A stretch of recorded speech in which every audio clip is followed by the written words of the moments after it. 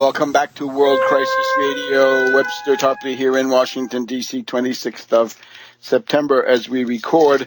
News from the James Hinton campaign out in California 5, the Napa-Sonoma area. James can't be with us today because he is addressing the local Chamber of Commerce, and he will then go on to the St. Helena Star newspaper, talk to the editorial board there.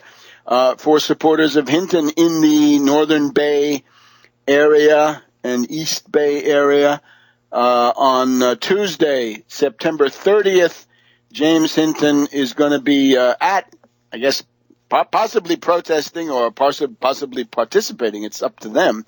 The League of Women Voters are having a forum. The Napa Valley League of Women Voters are having a forum. This will be held at Napa Valley Community College. And the event starts at 7 p.m. James Hinton and his group of supporters will be there at 6 p.m. to do some voter education outside the doors, since there seemed to be some problem, despite the announced mandate of the League of Women Voters, to get inside and to do it. All right, Turkey. There was now the deal. 50 approximately Turkish hostages held by ISIS now freed. What went on? Turkish government won't tell you. Well, doesn't look good. Our demand on Turkey is close that border. ISIS doesn't come in. ISIS doesn't come out. No terrorists, no rebels, not FSA, not Nusra, not Islamic organization, whatever they call it. None of them get to cross that border. No sales, no smuggling, no arms, no money. Nix. Close the border. It's not happening. And remember, this is a NATO ally. This really hurts. They've received billions of dollars in U.S. military aid over the years. There is Incirlik Air Force Base, which is a NATO base. How dare you, Erdogan, prevent the use of that base? Who the hell do you think you are? This is going to be a problem over time. And I say this with sadness as a friend of Turkey, which I am. But my Turkey is the Ataturk Turkey. This is the great man of Turkey in the 20th century. But now I think we've got a Muslim Brotherhood two-step going here, and it's something like this.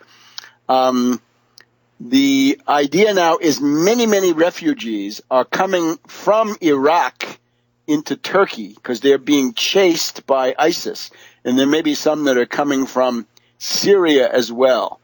Now, is it not possible that these so-called refugees are actually fighters who want to be re-equipped, retrained, and redeployed into northern Syria, and they can easily do it by going through Turkey, going into the camps that are going to be funded by the U.S., the $500 million, the $500 million that Obama and the Congress have appropriated?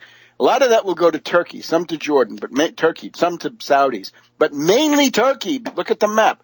The rebel areas are along the Turkish border, the big ones. So possible that those so-called refugees are actually ISIS fighters and that they're going to be shipped into Turkey. They're going to be given equipment and training, and then they're going to go into northern Syria and try to keep the rebellion alive. I think that's more than likely.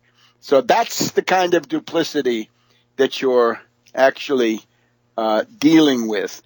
Now, concerning ISIS in general, let us not forget the statement that came from ISIS several weeks ago that Russia is now one of their main targets. We've got an article by Thierry Masson in the Voltaire Network pointing out now that the presence of Chinese Muslims, but especially of Chechen fighters. Chechnya, right, the great terror mecca, that's one of the stepping stones that ISIS says it wants to use. ISIS now says that Putin and Russia are among their main targets at least. It's actually interesting because they hadn't done that before, and the thing with ISIS is they're supposed to be only regionally concerned, right? Unlike Al-Qaeda that has the global reach. But ISIS now, according to this, they want to attack through Chechnya and the Caucasus, Transcaucasus, Northern Caucasus, in general, into Russia. That's their goal. And I think that's correct. And that's why they are loading up on Chechen fighters who are thought in many ways to be the most extreme fanatical killers. So I think what Russia is saying behind the scenes and doing behind the scenes is not what you see on RT. So, again, it is a complicated mess of a situation. But in the middle of it, the point is arrest McCain for ISIS. Take the most outspoken, vehement, reckless spokesman for war. This is a guy who has bashed Christians, a delegation of Christians from northern Iraq, from Syria, right? Be they Chaldeans or all different kinds. And they were there talking about how they were being murdered and persecuted by ISIS. And McCain, in an apoplectic fit, burst into the room saying, "How dare you," with his face as red as a beet. He is a very sick person, right? He is non compos mentis. He cannot be allowed to make policy. If they want to put him into Bellevue or Creedmoor, that is one solution. But otherwise, we are hoping that somebody's interested in enforcing public laws, right? Little people go to jail for sending packages and money to ISIS. McCain seems to be able to cavort with Caliph Ibrahim, a.k.a. Baghdadi, a.k.a. Badri, to do the progression backwards for once. McCain thinks he's above the law, and so far he is above the law. So maybe Eric Holder would do something to salvage his tenure, right? We're told that Holder is leaving. Most of the complaints about Holder are the inventions of reactionary nitwits. The beef against Holder is he let Wall Street off the hook. He made sure that none of the big Wall Street speculators, zombie bankers, hedge fund hyenas, none of them went to jail. And you'll remember, right, the argument was from the Justice Department, we can't indict blank fine, we can't indict Pandit the Bandit, because if we indict them, then there's going to be a financial panic, and that will be the end of the world. So they're above the law, too. They're big oligarchs. They're above the law. Another beef against Holder, he's supposed to admire RFK. Yeah, if you admired RFK, when Scott Walker, the fascist governor of Wisconsin, started busting the unions and trampling on people's rights, you should have flooded the area with U.S. Marshals. There should have been comprehensive tax investigations. You remember how Kennedy made Roger Blau and the steel companies back down when they reneged on a pledge to avoid price increases, right? And he said, well, we'll have to start looking into their expense accounts, and they began to shake and quiver. This is what Holder never mastered, right? So he's a patsy for Wall Street.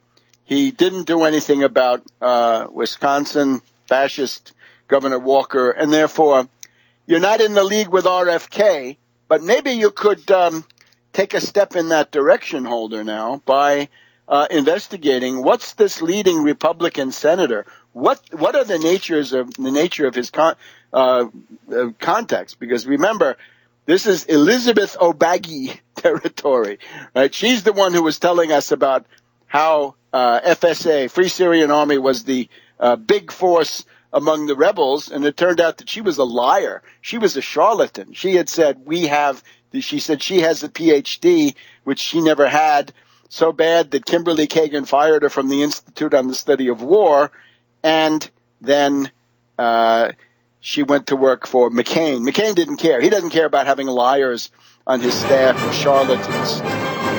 So that's the package on one more thing. The chemical false flag. We got to get to that. The chemical false flag in the second hour.